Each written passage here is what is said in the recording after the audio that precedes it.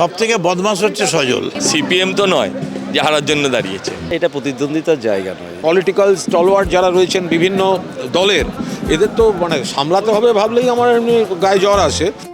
দাদাগিরির মঞ্চে এবার রাজনীতির খেলা।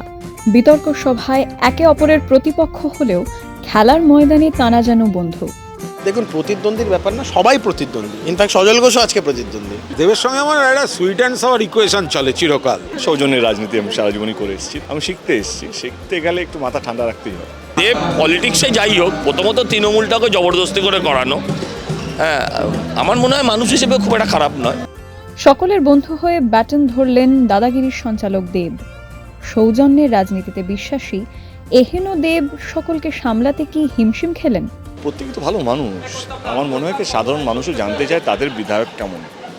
আমরা সব সময় তাদেরকে রাজনৈতিক ময়দানে তাদের দলের হয়ে কথা বলতে দেখেছি, শুনেছি, বুঝেছি, কিন্তু তারা রাজনীতির বাইরেও যে একটা মনুষ্যত্ব আছে, আমার মনে হয় সেটা আজকে দর্শক দেখতে পাবে। অনেকেরই প্রথমবার দাদাগিরি মঞ্চে, আমার মনে হয় সবারই প্রথমবার দাদাগিরি মঞ্চে, তো সবাই প্রথমবার এই রূপটাও ওনাদের দেখতে পাবে। তো আমরা প্রচণ্ড এক্সাইটেড। আমি তো ডেফিনেটলি অনেক এক্সাইটেড।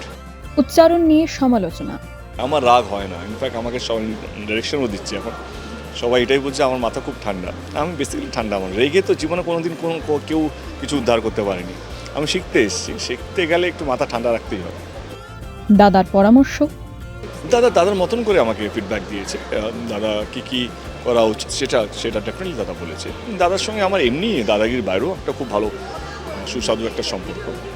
মানুষের গল্প শুনে আবেগপ্রবণ। প্রত্যেকের গল্প যখন শুনে বাড়ি ফিরি তখন ডেফিনেটলি একটা ইম্প্যাক্ট হয়, একটা মেন্টালি একটা ইম্প্যাক্ট তো থাকে। বাট তাদের আবেগ, তাদের কষ্ট, তাদের জার্নি কখনো মুভ করে দেয়, কখনো ইন্সপায়ার্ড করে, কখনো মোটিভেট করে। এবার দাদাগিরির মঞ্চে এক ঝাঁক রাজনৈতিক মুখ।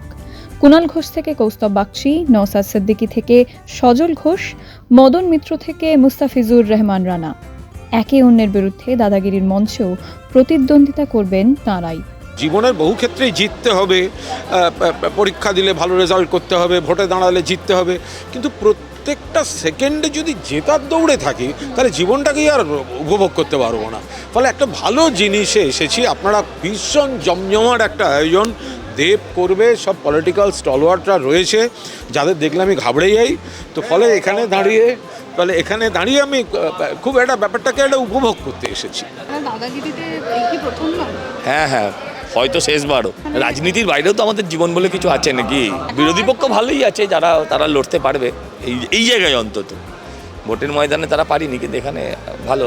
আলাদা একটা অনুভূতি, আলাদা একটা জগৎ এটা। আমরা তো রাজনীতির ফিল্ডে থাকি, প্রথমবার এসেছি। এখানে যারা কন্টেস্ট করছেন যারা আছেন তারাও রাজনীতির ময়দান থেকে এসছেন, এবং সর্বোপরি যে সঞ্চালকের ভূমিকা যিনি আছেন দেবদা, তিনিও রাজনীতির ফিল্ড থেকে আসছেন। আর কতটা পারবো সেটা দেখার বিষয়। তবে জিততেই হবে এটা কোনো মানসিকতা নয়। আমি এখানে হাঁপিয়ে যাবো, কত জিতবো, কত জিতা, কিন্তু একটা ভালো জায়গা এটা উপভোগ করবো, এটা হচ্ছে বড় জিনিস। আমরা অন্য জগতের লোক, জাস্ট এনজয় করবো আর কি। ওইভাবে প্রতিযোগী জেতা হারা এটা বিষয় না, সবাই মিলে উপভোগ করবো আর। খেলা টাফ আছে, এই খেলাটা খুব হালকা খেলা নয়।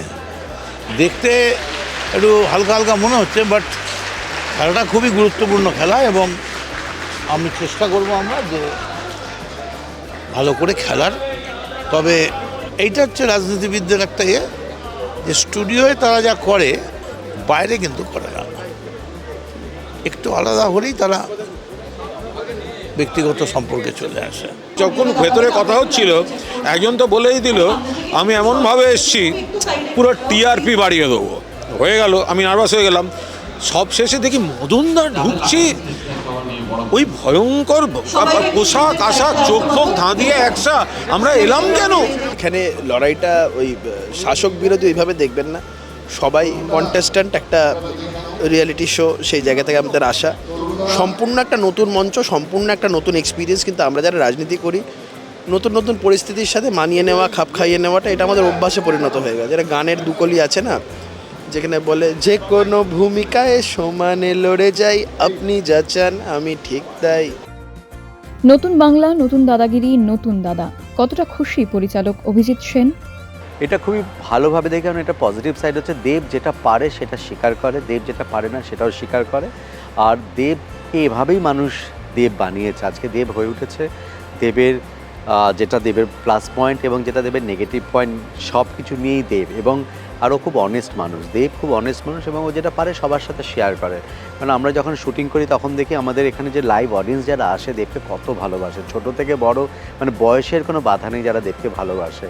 ফলে তার যে ছোট ছোট অসুবিধাগুলো রয়েছে সেগুলোকে সে ইজিলি ওভারকাম করে তার ভালোবাসা দিয়ে, তার আতিথেয়তা দিয়ে, আরও মানুষকে খুব কাছের করে নেয়। আমরা দাদার পরিবর্তে একজন দাদা কখনোই চাইনি, আমরা এমন একজনকে চেয়েছি যে যাকে সবাই ভালোবাসে এবং যে সবাইকে নিজের আপন করে নিতে পারে। তুমি নিজেই জানো যে দেব কতটা সহজে সবাইকে আপন করে নেয়।